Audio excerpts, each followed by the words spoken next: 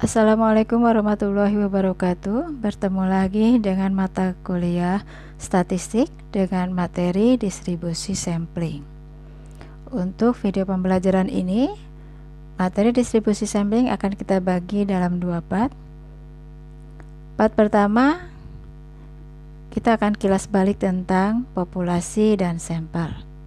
Populasi atau disebut juga universe adalah totalitas dari semua objek atau individu yang memiliki karakteristik tertentu jelas dan lengkap yang akan diteliti sebagai bahan penelitian. Objek atau nilai disebut unit analisis atau elemen populasi. Unit analisis dapat berupa orang, perusahaan, hasil produksi, rumah tangga, dan tanah pertanian. Sampel adalah bagian dari populasi yang diambil melalui cara-cara tertentu yang juga memiliki karakteristik tertentu, jelas dan lengkap, yang dianggap bisa mewakili populasi. Objek atau nilai yang akan diteliti dalam sampel disebut unit sampel. Unit sampel mungkin sama dengan unit analis, tetapi juga tidak. Populasi dapat dibagi berdasarkan keadaan kompleksitasnya dan berdasarkan ukurannya. Yang pertama, populasi berdasarkan keadaan terdiri dari populasi homogen dan populasi heterogen.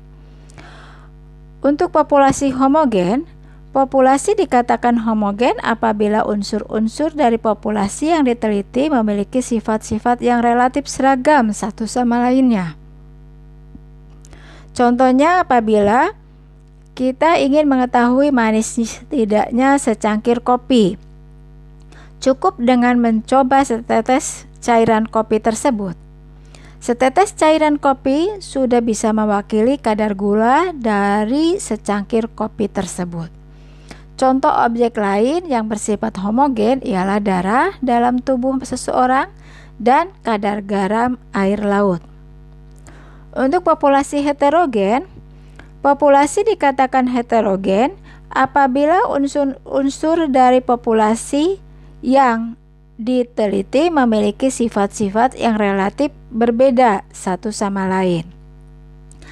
Karakteristik seperti ini banyak ditemukan dalam penelitian sosial dan perilaku yang objeknya manusia atau gejala-gejala dalam kehidupan manusia yang bersifat unik dan kompleks. Misalnya apabila kita ingin mengetahui rata-rata IQ mahasiswa IKIP Gunung Sitoli angkatan 2010. Jelas, rata-rata IQ mahasiswa antara fakultas kemungkinan besar bervariasi. Yang kedua, populasi berdasarkan ukuran terdiri dari populasi berhingga dan populasi tak berhingga, yaitu populasi berhingga yaitu populasi yang anggota populasinya dapat diperkirakan atau diketahui secara pasti jumlahnya. Dengan kata lain, jelas batas-batasnya secara kuantitatif. Misalnya banyaknya mahasiswa FP MIPA angkatan tahun 2010, tinggi penduduk yang ada di Gunung Sitoli, berat badan seluruh siswa atau siswi SMA Negeri 1 Gunung Sitoli.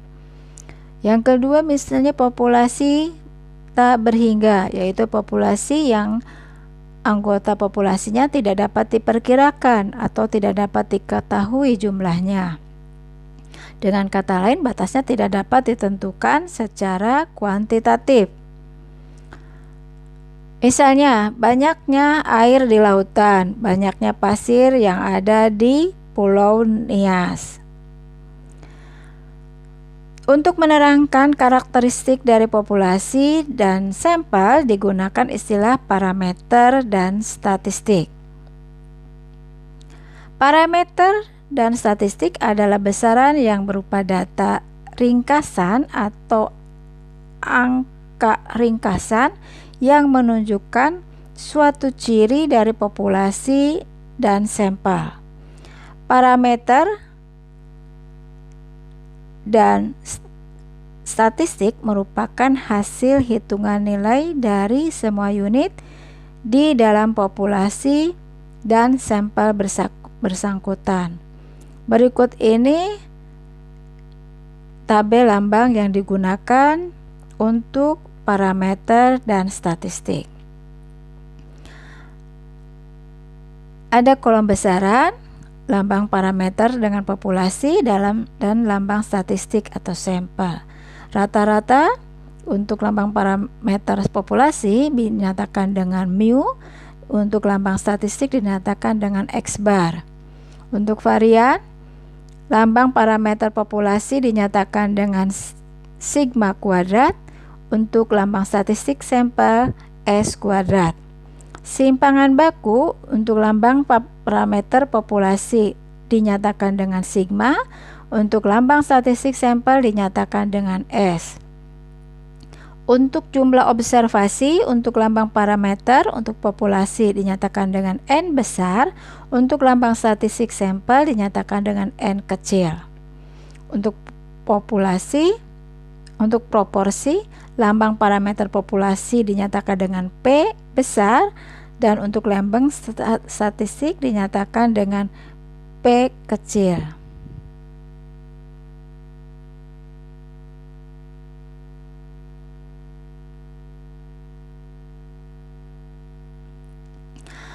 Berikutnya, metode sampling. Metode sampling adalah cara pengumpulan data yang hanya mengambil sebagian elemen populasi atau karakteristik yang ada dalam populasi. Cara pengumpulan data yang lain adalah sensus. Sensus adalah cara pengumpulan data yang mengambil setiap elemen populasi atau karakteristik yang ada dalam populasi. Untuk sesuatu hal, maka sensus dilaksanakan. Tetapi karena sesuatu hal pula mungkin sensus tidak dapat dilaksanakan, dan kemudian dipilih sampling. Alasan-alasan dipilihnya sampling antara lain sebagai berikut. Yang pertama adalah objek penelitian yang homogen. Dalam menghadapi objek penelitian homogen atau 100% sama, sensus tidak perlu dilaksanakan, cukup hanya dengan menggunakan sampling untuk memperoleh data yang diperlukan.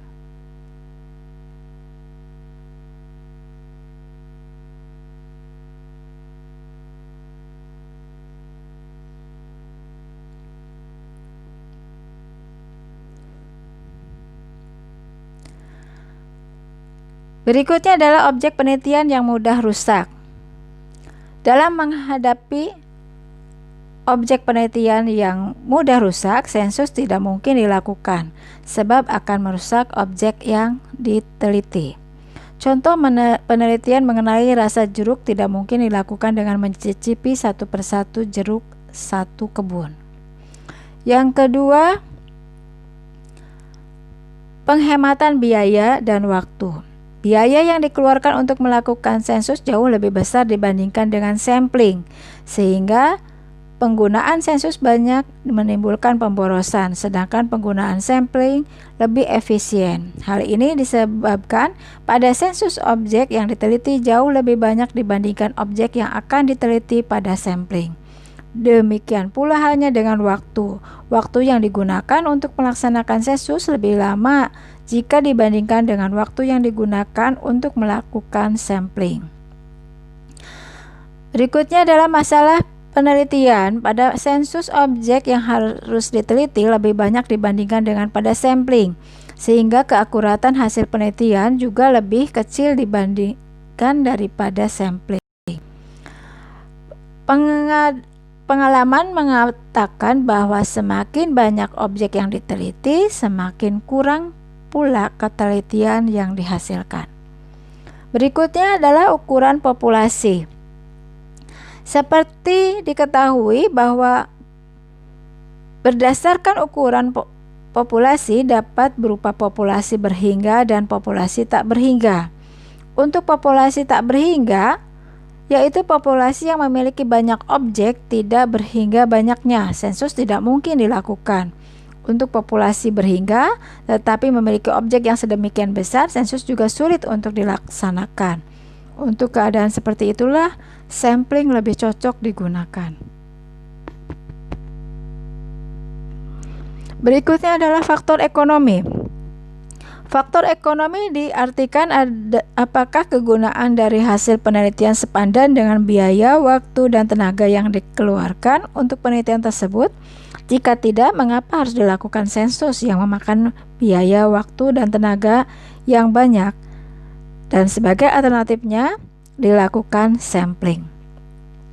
Metode sampling yaitu ada metode random dan ada metode non-random.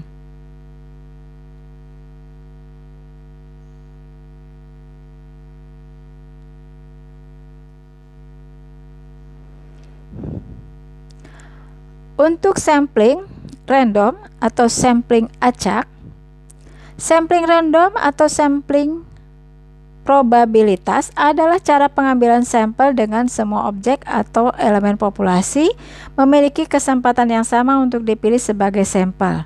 Hasil dari sampel random memiliki sifat yang objektif, yang termasuk sampel random antara lain sampel random sederhana, yaitu sampel random sederhana adalah bentuk sampel random yang sifatnya sederhana. Tiap sampel yang berukuran sama memiliki probabilitas sama untuk terpilih dari populasi. Sampel random sederhana dilakukan apabila elemen-elemen populasi yang bersangkutan homogen, atau apabila diketahui identitas dari satuan-satuan individu atau elemen dalam populasi. Sedangkan keterangan lain mengenai populasi seperti derajat keseragaman, pembagian dalam golongan-golongan tidak diketahui, dan sebagainya. Sampel random sederhana dapat dilakukan dengan menggunakan dua metode, yaitu metode undian dan metode tabel random. Untuk metode undian, proses dilakukan dengan menggunakan pola pengundian. Proses pengundian misalnya sebagai berikut. Memberi kode nomor urut pada semua elemen populasi pada lembar kertas kecil. Menggulung lembar kertas kecil kemudian memasukkannya ke dalam kotak. Mengocok dengan rata dan mengambil satu persatu. Hasil undian itu merupakan sampel yang dipilih. Metode undian hanya cocok untuk jumlah populasi yang kecil. Untuk metode random, metode yang prosesnya dilakukan dengan menggunakan tabel bilangan random. Tabel bilangan random adalah tabel yang dibentuk dari bilangan biasa yang diperoleh secara berturut-turut dengan sebuah proses random serta disusun ke dalam suatu tabel. Proses pengerjaannya ialah sebagai berikut. Memberi nomor induk atau memberi nomor urut mulai dari 1 pada semua elemen populasi sebanyak elemen tersebut. Secara acak memilih salah satu halaman tabel random. Demikian pula dengan memilih kolom dan baris. Berikutnya nomor-nomor yang terpilih dari tabel tersebut merupakan nomor-nomor dari sampel. Apabila nomor sampel sudah terpilih atau muncul, kemudian muncul lagi, maka nomor itu dilewati. Contoh soalnya sebagai berikut.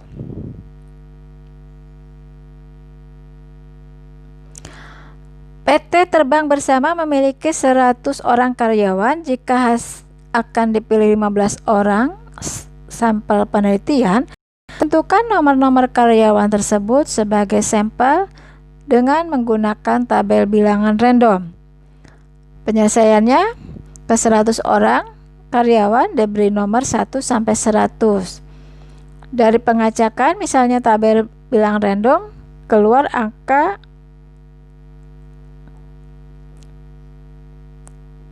misalkan tabel bilangan random 1000 angka kedua kolom 1 baris ke-6.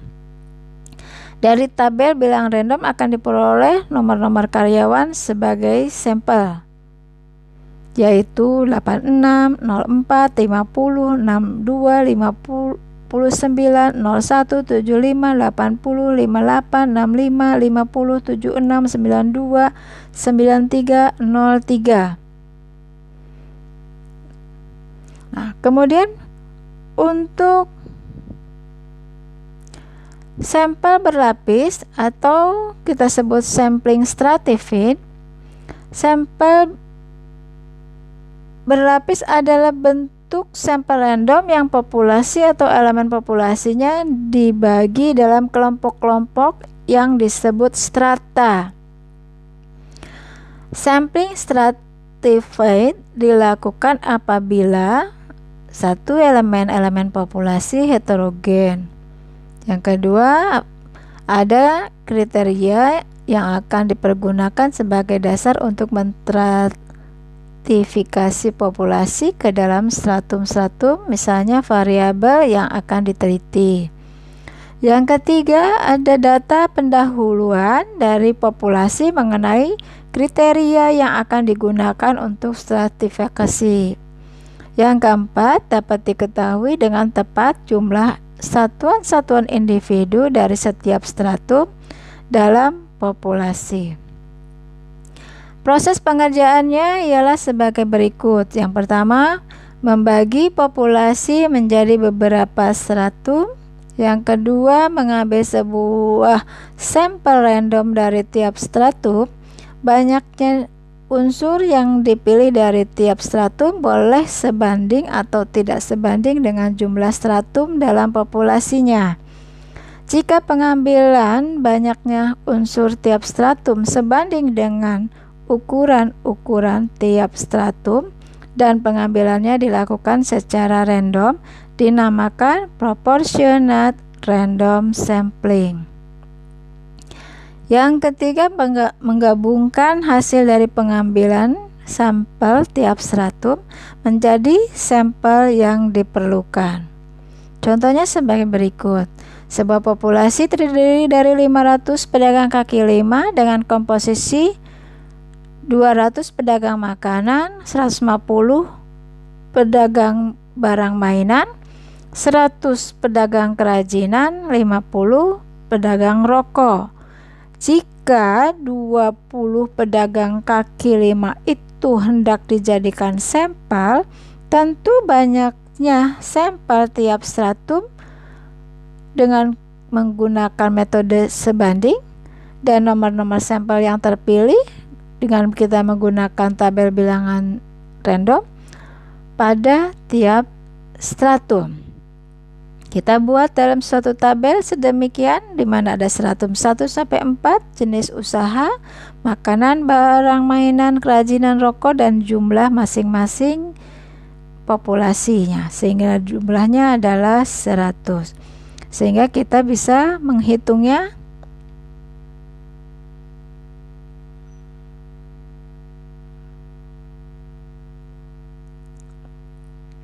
pengambilan sampel dari masing-masing populasi adalah sebagai berikut. Stratum 1 200 per 500 kali 20 8 orang pedagang. Stratum 2 150 per 100 kali 26 pedagang. Stratum 3 100 per 500 kali 24 pedagang. Stratum 4 50 per 500 kali 22 pedagang. Sehingga ketika kita jumlahkan ada 20 pedagang. Pemilihan sampel pada setiap stratum dilakukan dengan menggunakan tabel bilangan random. Silakan cari sendiri caranya sesuai dengan yang sudah dijelaskan di atas. Untuk berikutnya, sampling sistematis, yaitu sampling sistematis adalah bentuk sampling random dengan mengambil elemen-elemen yang akan diselidiki berdasarkan urutan tertentu dari populasi yang telah disusun secara teratur.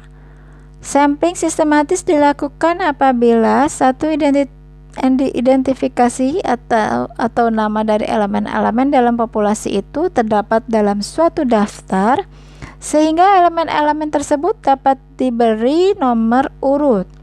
Yang kedua, populasi memiliki pola beraturan seperti blok-blok dalam kota atau rumah-rumah pada suatu ruas jalan. Proses pengerjaannya ialah sebagai berikut. Yang pertama, jumlah elemen dalam populasi dibagi dengan jumlah unsur yang diinginkan dalam sampel, sehingga terdapat subpopulasi-subpopulasi yang memiliki jumlah elemen yang sama atau memiliki interval yang sama. Yang kedua, dari subpopulasi pertama dipilih sebuah anggota dari sampel yang dikehendaki, misalnya dengan menggunakan tabel bilangan random. Yang ketiga, anggota dari subsampel pertama yang terpilih digunakan sebagai titik acuan awal untuk memilih sampel berikutnya pada setiap jarak interval tertentu. Contoh soalnya, sebuah populasi yang memiliki elemen 800 hendak diambil 20 sampel sebagai bahan penelitian. Tentukan nomor sampel yang terpilih. Penyelesaiannya, ke 800 elemen diberi nomor 001, 002 sampai 800. Ke 800 elemen itu dibagi menjadi 20 subpopulasi, di mana setiap subpopulasi terdiri dari 40 elemen, yaitu dari 800 dibagi 20 sama dengan 40. Yang kedua, dengan menggunakan tabel bilangan random diperoleh sebuah sampel dari subsampel pertama sebagai titik acuan, misalnya bernomor 007.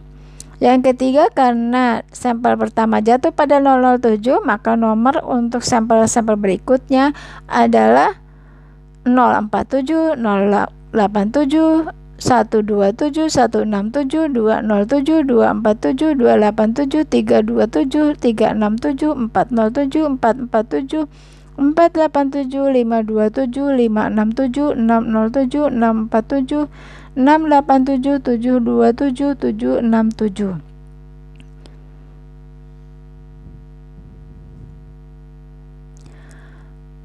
Berikutnya yang D adalah sampling kelompok atau sampling cluster.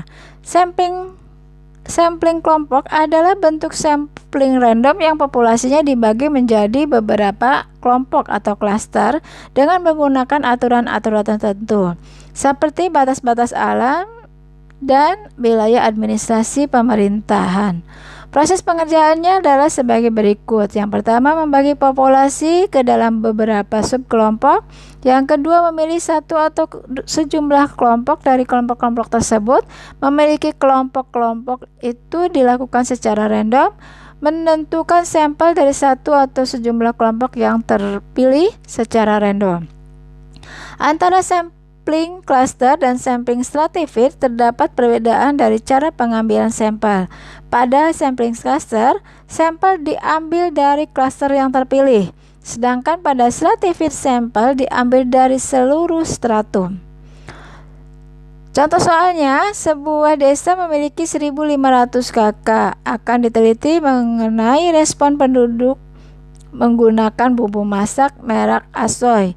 Untuk keperluan tersebut, dipilih sampel sebanyak 50 kakak. Dari 1.500 kakak tersebut kita bagi menjadi 150 kelompok dengan anggota 10 kakak tiap kelompok yang berdekatan. Dari 150 kelompok itu dipilih sebuah sampel random yang terdiri dari 5 kelompok. Dengan demikian, dari 5 kelompok pilihan itu diperoleh 5 kali 10, yaitu 50 kakak sebagai sampel. Berikutnya adalah sampel random sampling, sampel tidak acak. Untuk sampel random sampling, sampel non-random sampling adalah sampel non-probabilitas. Adalah cara pengambilan sampel yang semua objek atau elemen populasinya tidak memiliki kesempatan yang sama untuk dipilih sebagai sampel.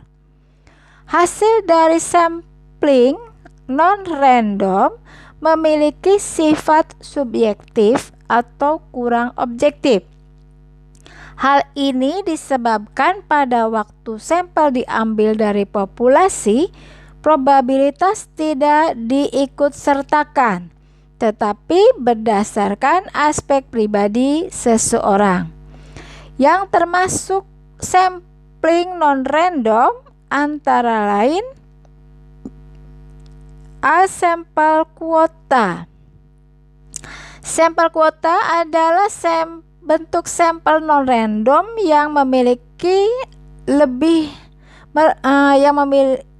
di mana sampel random yang merincikan lebih dahulu segala sesuatu yang berhubungan dengan pengambilan sampel. Dengan demikian, petugas hanya mengumpulkan data mengenai sesuatu yang telah dirinci. Akan tetapi pengambilan unit sampelnya ditentukan oleh si petugas. Contohnya, sebuah kawasan dihuni oleh 1000 kakak. Dalam rangka penelitian diperlukan 50 kakak dalam kategori umur dan pendapatan tertentu. Dalam penentuan sampel sebanyak 50 kakak itu, petugas melakukannya atas keinginan sendiri.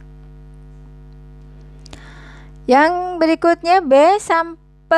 Sampling pertimbangan. Sampling pertimbangan itu adalah bentuk sampling non-random yang mengambil sampelnya ditentukan oleh peneliti berdasarkan pertimbangan atau kebijakannya. Cara sampling pertimbangan cocok untuk studi kasus. Contohnya, dari penyebaran 100 kuesioner ternyata yang kembali hanya 30%, sebanyak 30. Berdasarkan pertimbangan tertentu dari peneliti atau ahli, diputuskan untuk menggunakan 30 kuesioner tersebut sebagai data sampel. Berikutnya yang C. Sampel seadanya. Sampel seadanya adalah bentuk sampel non-random yang mengambil sampelnya dilakukan seadanya atau berdasarkan kemudahan mendapatkan data yang diperlukan. Pada sampling seadanya, tingkat kerepresentatifan sampel tidak terlalu diperhatikan. Contohnya, mengambil sampel mengenai ramalan tentang partai yang akan menjadi pemenang pada pemilu yang akan datang. Pengambilan sampel dilakukan dengan mengumpulkan opini masyarakat. Dalam hal ini adalah orang-orang yang lewat pada suatu jalan. Orang-orang yang lewat tersebut tidak merupakan bagian representatif dari keseluruhan masyarakat yang berhak memilih.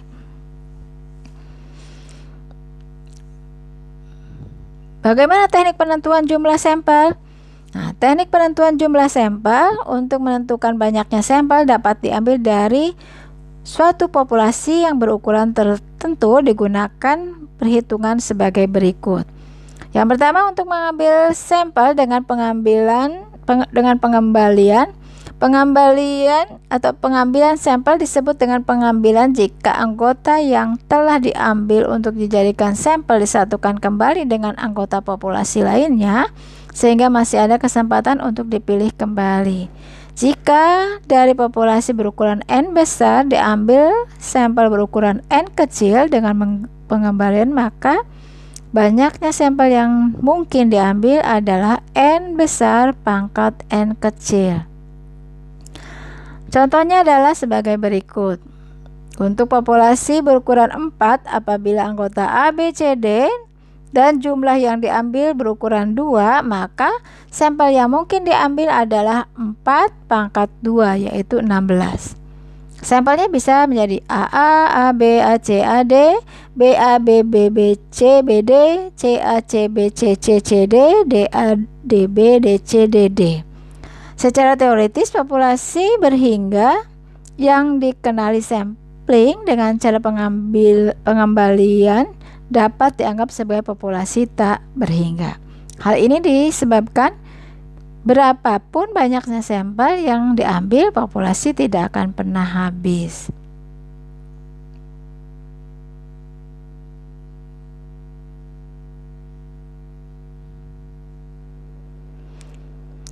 Untuk pengambilan sampel tanpa pengembalian,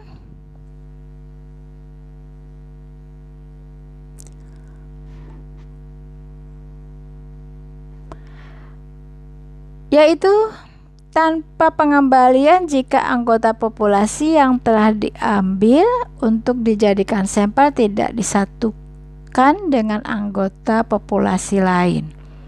Jika dari populasi berukuran N diambil sampel N tanpa pengembalian, maka banyaknya sampel yang mungkin dapat diambil dari rumus C dengan N dan N. Di sini akan sama dengan N faktorial dibagi N kecil faktorial dikalikan dengan N besar dikurangi N kecil yang difaktorialkan. Untuk populasi berukuran 5 dengan anggota A, B, C, D, E dan sampel yang diambil berukuran 2, maka sampel yang mungkin dapat diambil adalah C dengan faktor 2 dan 5 faktorial dibagi 2 faktorial dikali 5 min 2 difaktorialkan, yaitu 10 buah sampel. Anda tahu menghitung faktorial? Ya, kalau 5 faktorial itu artinya sama dengan 5 dikali 4 dikali 3 dikali 2 dikali 1. 2 faktorial itu sama dengan 2 dikali 1. Nah, kalau 5 min 2 berarti kan 3. 3 faktorial maka berarti 3 kali 2 kali 1. Nah, ketika itu kita proseskan dalam perhitungannya dengan 5 faktorial dibagi 2 faktorial dikali 5 min 2 difaktorialkan, itu nilainya akan mendapatkan nilai 10. Dari 10 itu sampel yang akan terjadi adalah AB, AC, AD, AE, BC, BD, BE, CD, CE, DE. Oke, sampai di sini untuk part pertama dari distribusi sampling. Kita ketemu lagi berikutnya di part kedua. Terima kasih atas perhatiannya. Assalamualaikum warahmatullahi wabarakatuh.